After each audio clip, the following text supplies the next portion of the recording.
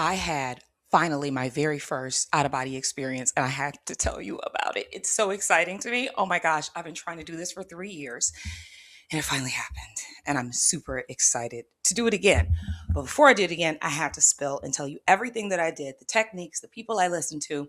So if you were ever trying to have this out of body experience, you can too, because we can all do this, okay? So I'm going to go into the whole thing, the history of what I've been doing and how I've been trying to do it in this video. Thank you for joining me. My name is Candace. I'm a light worker, an intuitive psychic, and this is Lightworker Radio. I'm back. If you're not new here, where have I been? Rebuilding everything. I launched my Snail Mail Club zip code, which is a monthly ritual that comes by post with the channeled message, activated artwork, a ritual card. It's beautiful. I have the link below if you're curious. I closed my skincare company so that I could do more healing and focus instead in that direction fully. And I also have a new location in Detroit that I'm going to be announcing soon. So there are big things that have happened here. I didn't just not put videos out, but I really felt like I was called to do a new type of messaging. As this ascension craziness has been happening, I wanted to come back with what I thought the next experience should be. Okay. So I started sitting down to look back into when I even started to try to do this. All right. And I thought it was 3 years ago. It was like 6 years ago. And the first thing that I came across was the CIA documents where Robert Monroe had these documents about the higher consciousness. And it talked about the out of body experience. Right. So I got the download of all of those tapes. I got all the books. I really started going in then.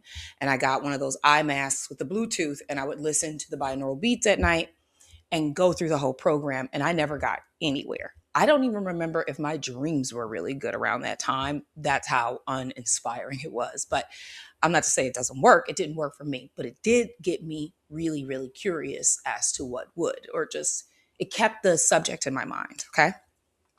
So and this is in a 6 year span. I have been trying every night. I'll go through bursts of trying and then put it down just because of life.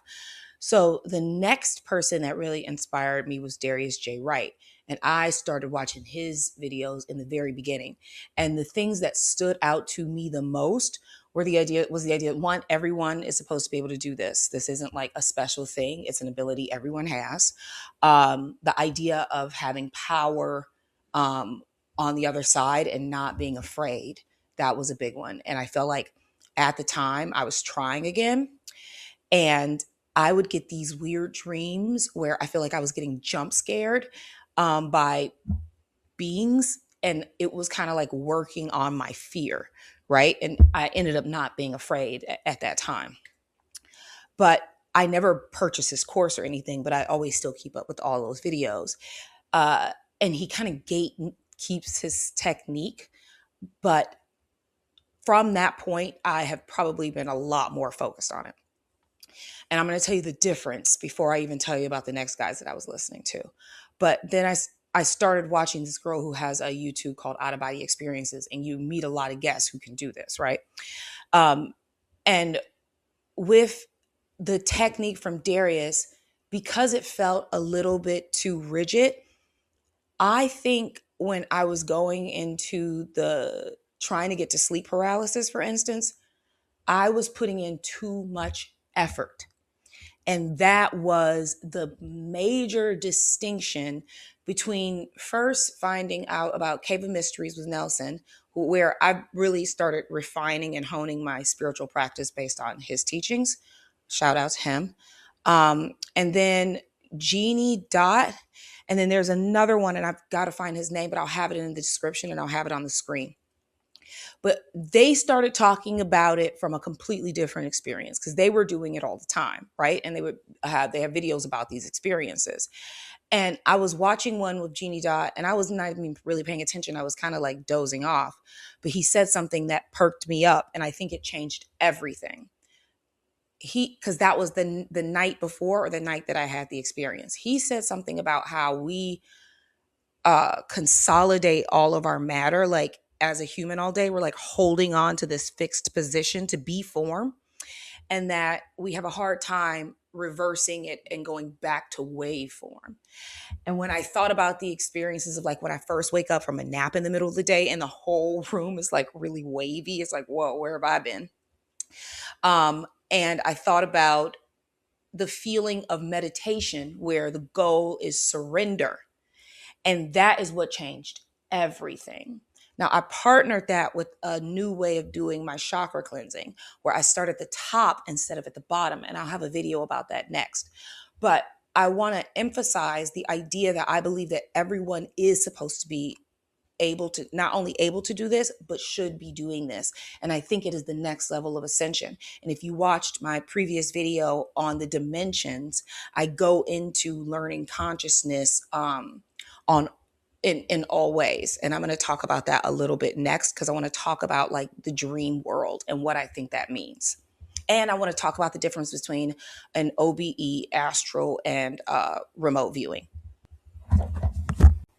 Okay, so I'm going to start with dreams, move into remote viewing, then go to astral projection, and then land with OBEs, out of body experiences.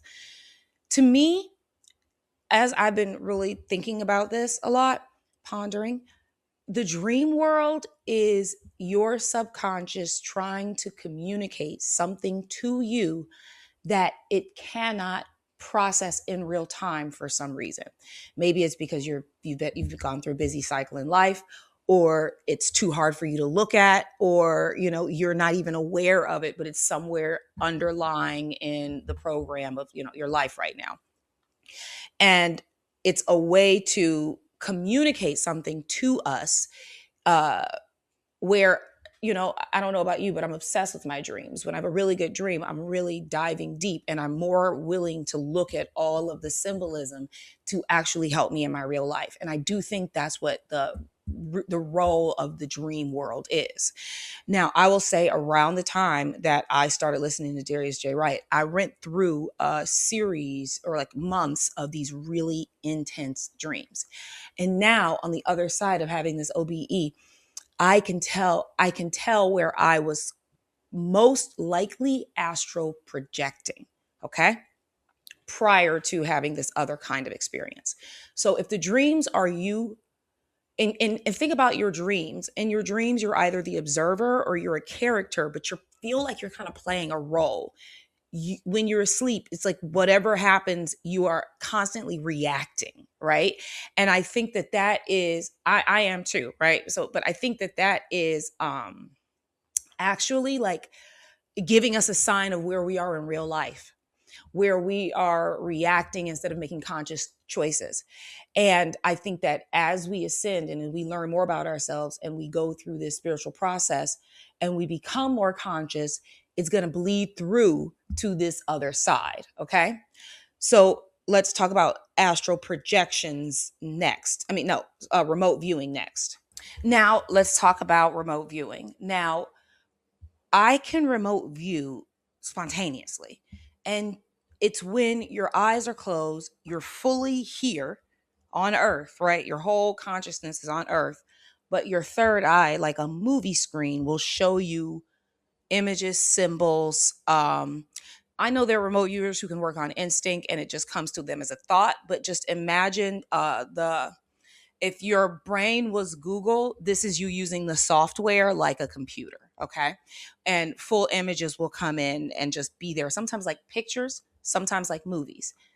And it's weird because like I'll be in my bed at night and all of a sudden my den will come into my view and it'll be like the daytime in that view. I don't really know why it's showing it to me or what it's showing to me, but I just see it, right?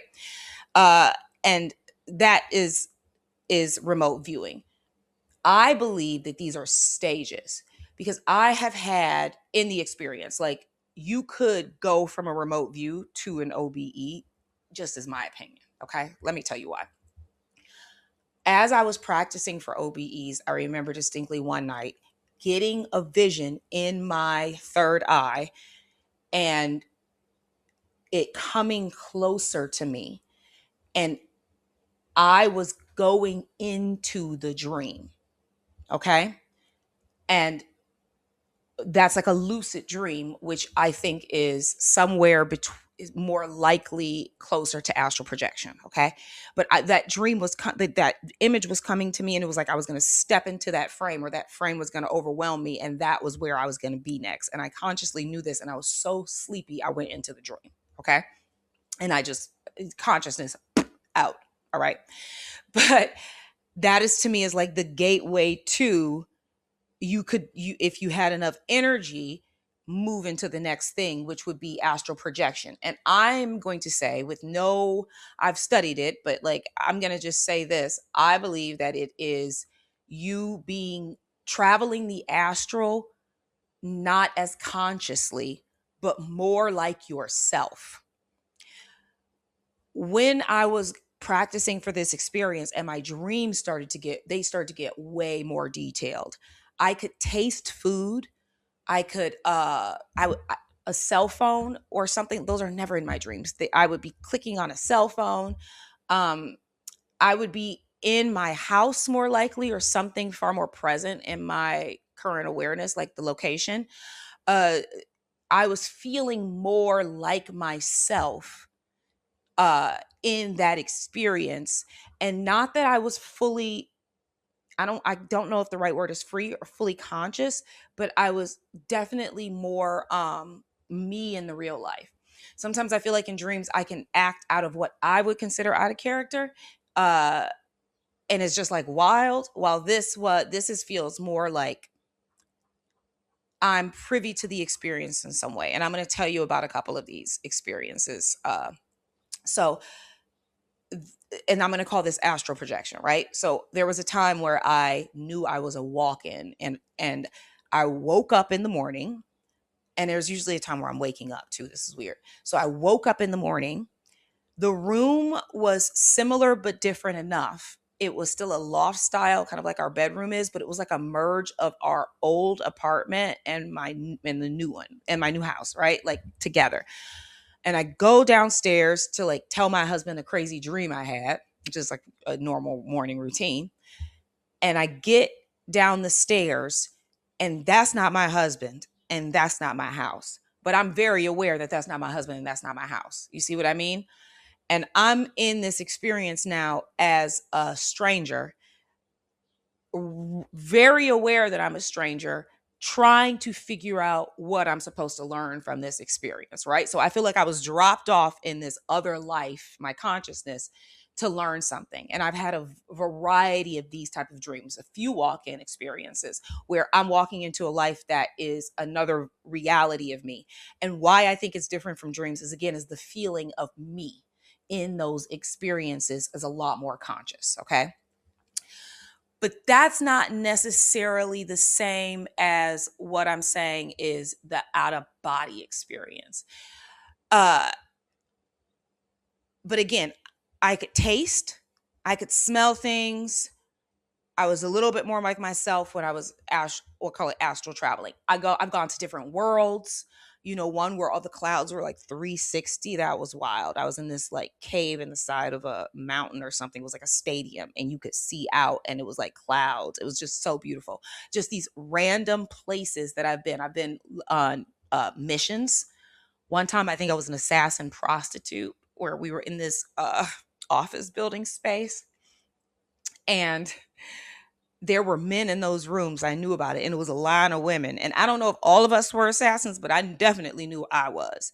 And I was supposed to go into this room and kill this man. And that's all I remember from that. And another one where I watched a whole movie about manifestation in the freaking dream, and it was so good.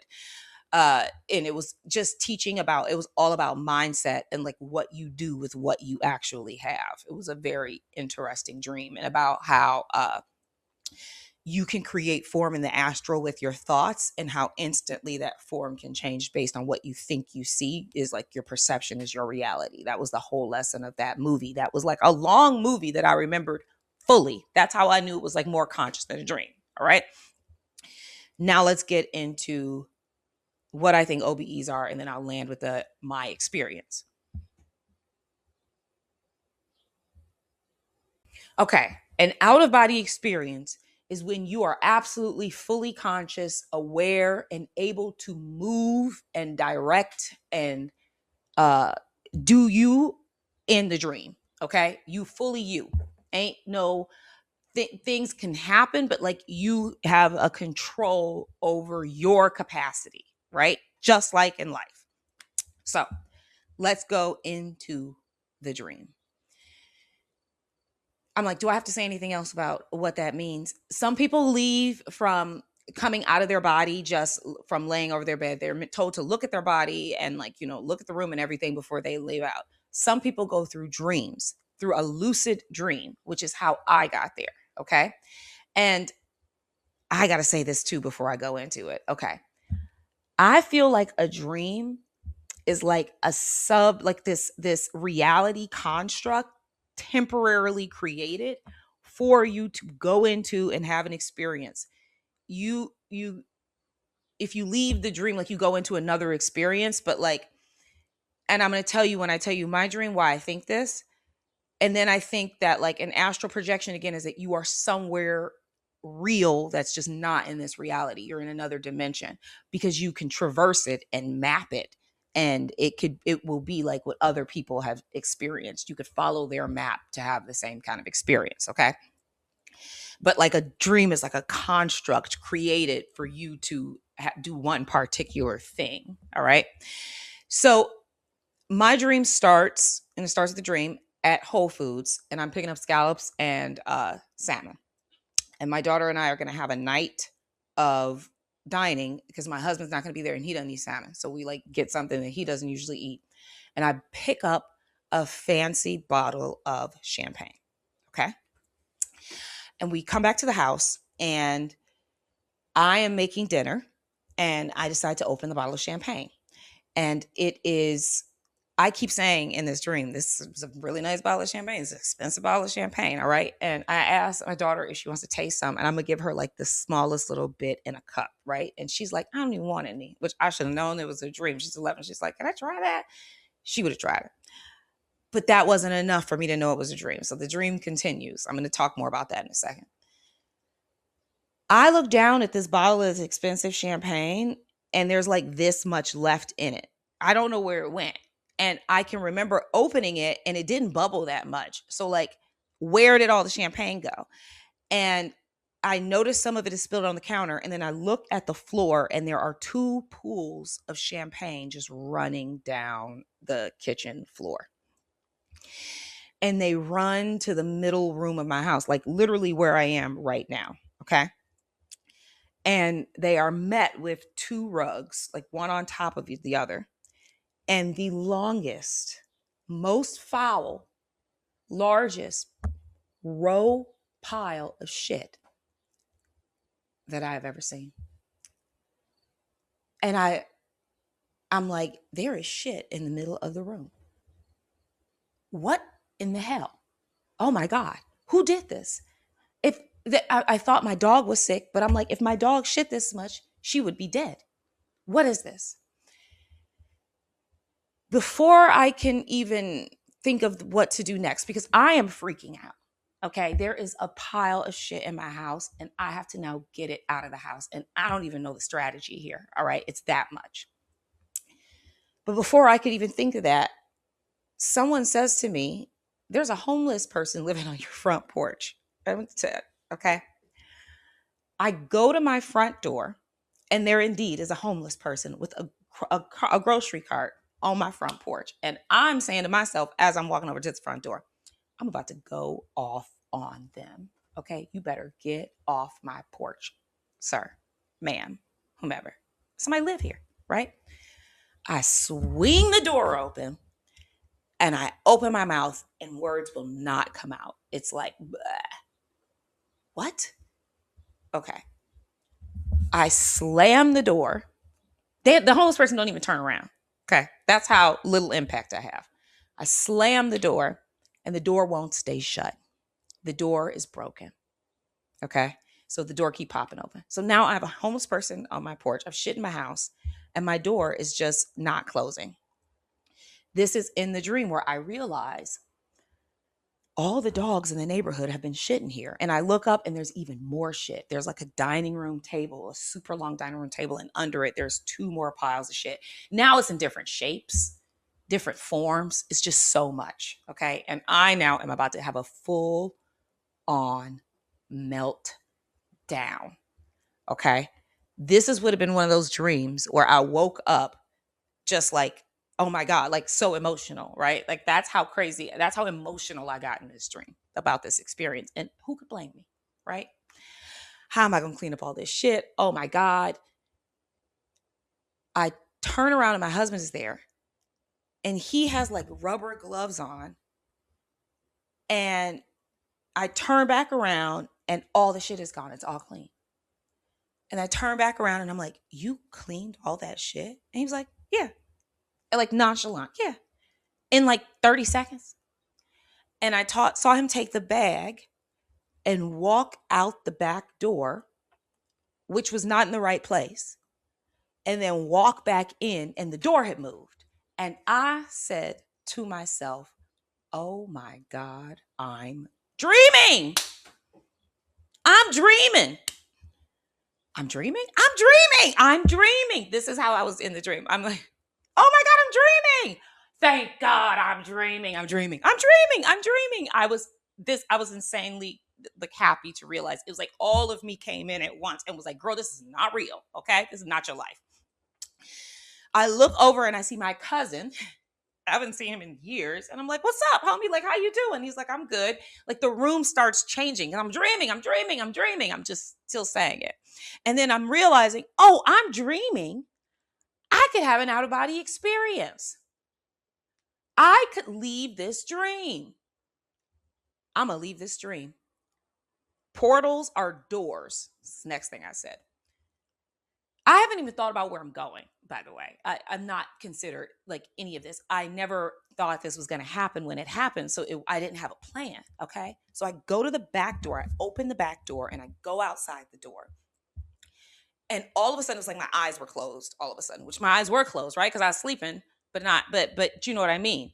And I couldn't see anything. And it was just pitch black. And it felt like out there in this dream was an abyss. Like there was nothing outside that door. I come back in. Now, this is where I'm saying I think these dreams are like a construct. I don't think I'm somewhere, like there was no place to go from that door. It was like I tried to leave the box of the dream, right? And I wasn't going out the front door. There's a homeless person out there. Not that I'm against homeless people, but like, sir, I'm trying to go to a new reality. I don't think I can go this way. Okay. So I'm like, okay, so let me try to call my dad in because my dad's passed. I see like this crackle of energy, but like nothing happens. Then I'm like, okay, let me try to call my grandpa in. So I didn't have a plan.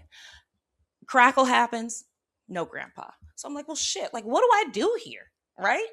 Well, I'm just gonna figure that I go over to the kitchen counter and I'm just bumming around, like trying to figure out what to do next. And then I kick my foot in this weird way, and your girl start levitate. I start levitating off the ground.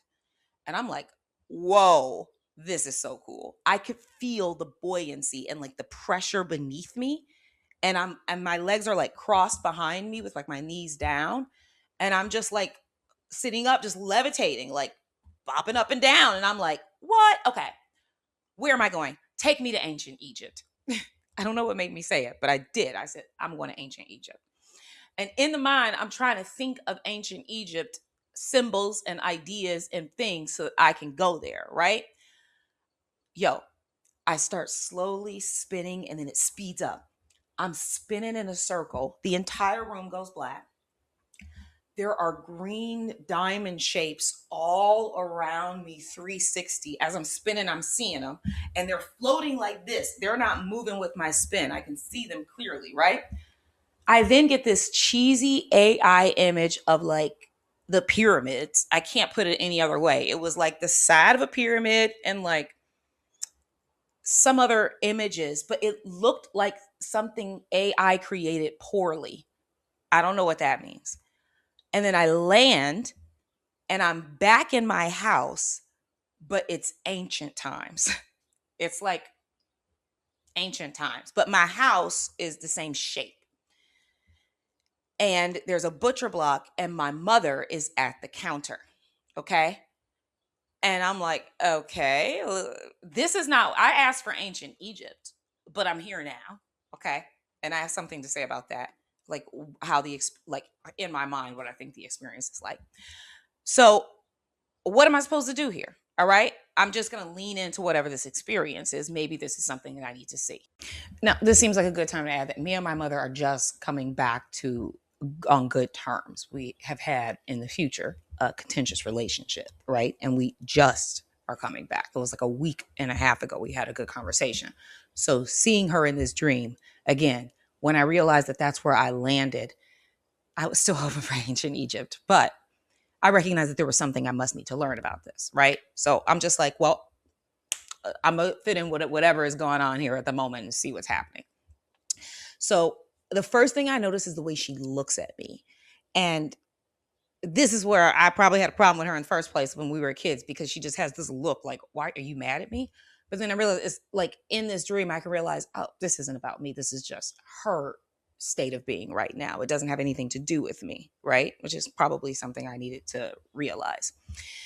And she looks at me and was like, you ready to go get the stuff? And I'm like, or I'm about to go get the stuff. And I was like, I'll get the stuff. Because I'm like, what stuff? And what does that mean? Right? I want to know. I got to do something here.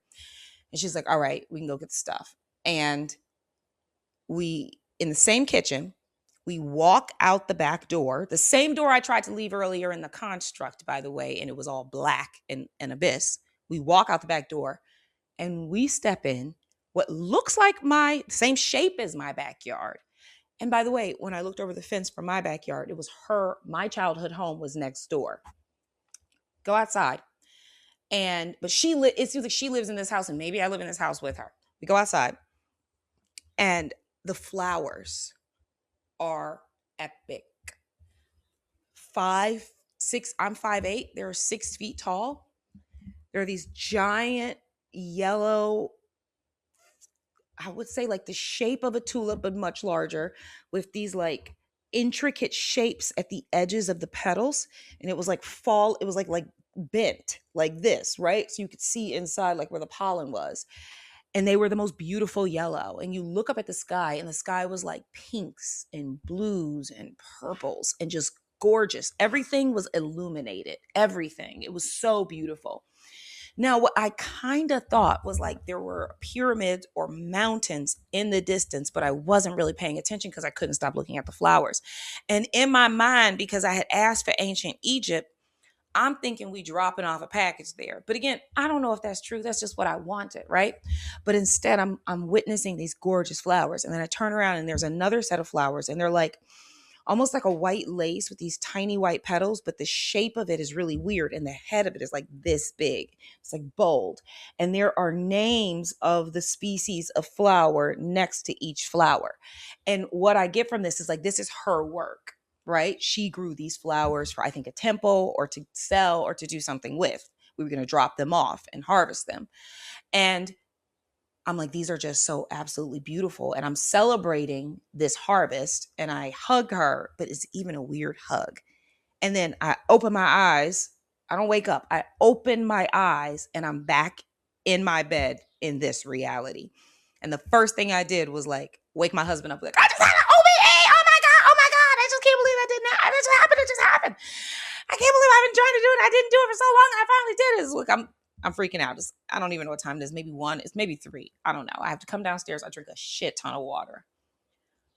I am so hyped and so pumped. I cannot get back to sleep. I just keep replaying it over and over and over and over and over in my mind. Okay.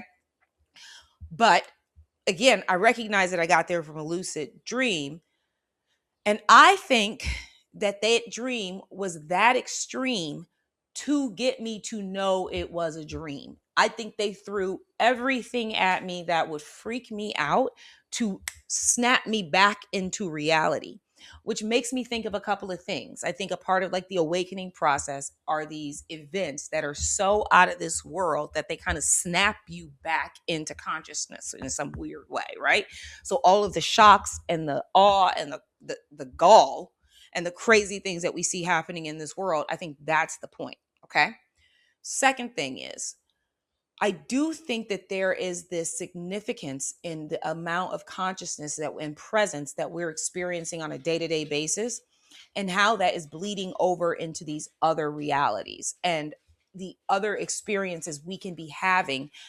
If we become conscious here, we will become more conscious there. And like I said in the dimension video, I think that's the goal. I think that's fifth dimension.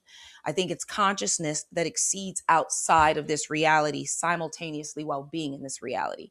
And like I said in that dimension video, this becomes more like the dream, where your waking life has more miracles, can have more experiences, can have more bliss, and just like these dynamic moments.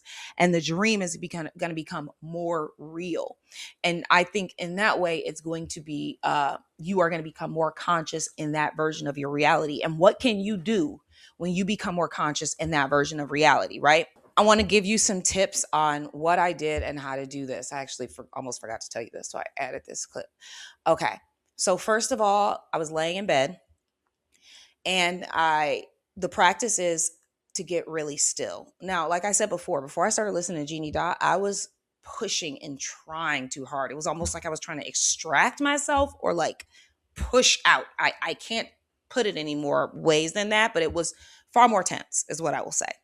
So I was laying in bed practicing for the stillness that is required. And what you really need to think about doing is you're shutting down your body.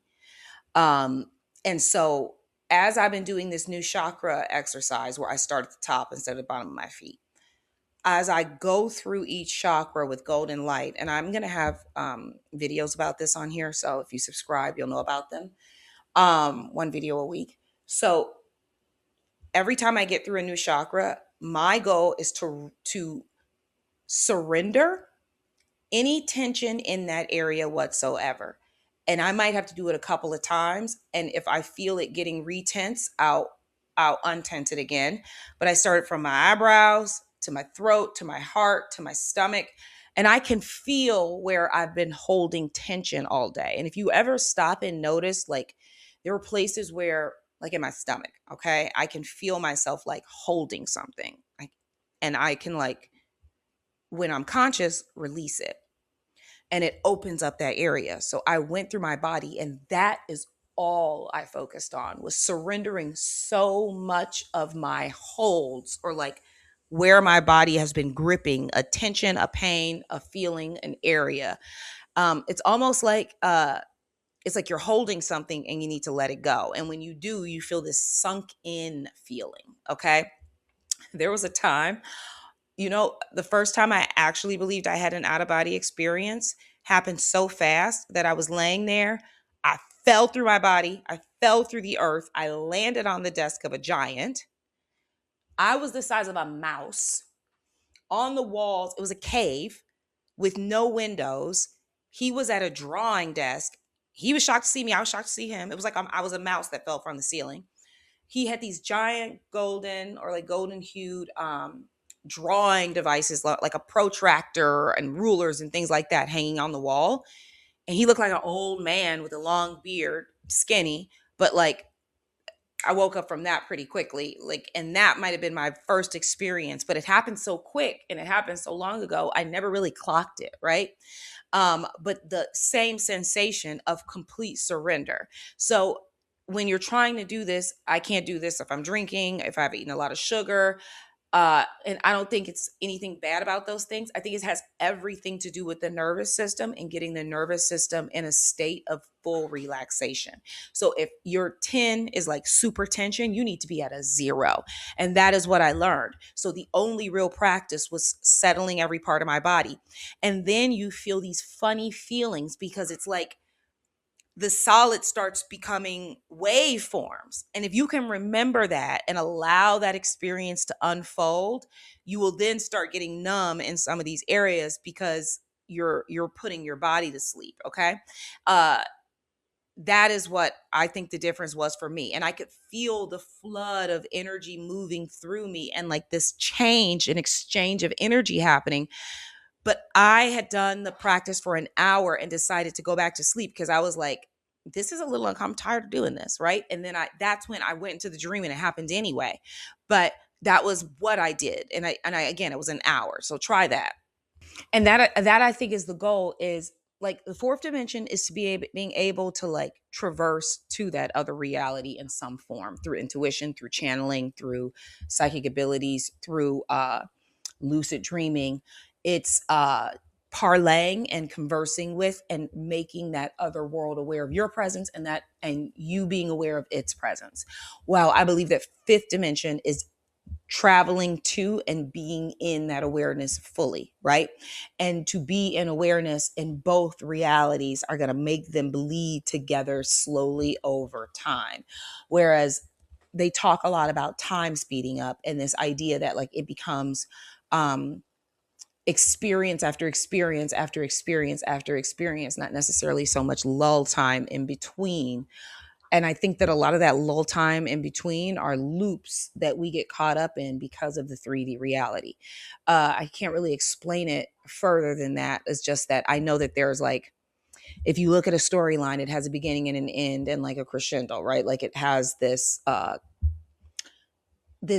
rhythm or vibration that makes it a full story, right? The beginning and the end. And there are so many places in reality where the end isn't done because there's nothing that finishes it up, right? So the storylines aren't done. But that I think that we're going to be moving through specific storylines faster. Uh, and that's like a dream because when you recognize, like in your dreams, don't you notice like you could be doing this thing and something happens and then all of a sudden you're in another room and something happens and like you're in another room. It's very rare that you're just sitting there in your dream reading a book, casually hanging out by the fireplace, right? These are high point moments of actions and I can't say any other word but experiences that happen to us while we're in this state. And what happens when we become awake in that state, right? When you start traversing and going to the Akashic Records all the time, or you go and visit your soul blueprint and learn more about what you're supposed to be doing here and like start taking notes, or like visit the different dimensions and bring more information back. And that is how we bring heaven to earth. I think we are meant to be going there to gather information and implant it back into earth. And the only way to do that really well, I think, is through consciousness, taking the same ideas that you can fully envelop there because you're conscious there, you're not going to forget them all, and bringing them fully to earth, right? These examples of especially if you look at your soul blueprint and you realize what your mission is and what you came here to do, you to be able to bring that experience fully back. I think that's part of the point, right? So that was my OB experience. I hope you enjoyed this video. That is all I have to say about the subject for now. I hope you follow these creators. I left them in the description box so that you can go and have fun with what they have been teaching lately. If you like this video, subscribe. I've got more coming. Follow, like, please do all the things to support me on this journey. And I just want to thank you again for listening. And I'm Candace.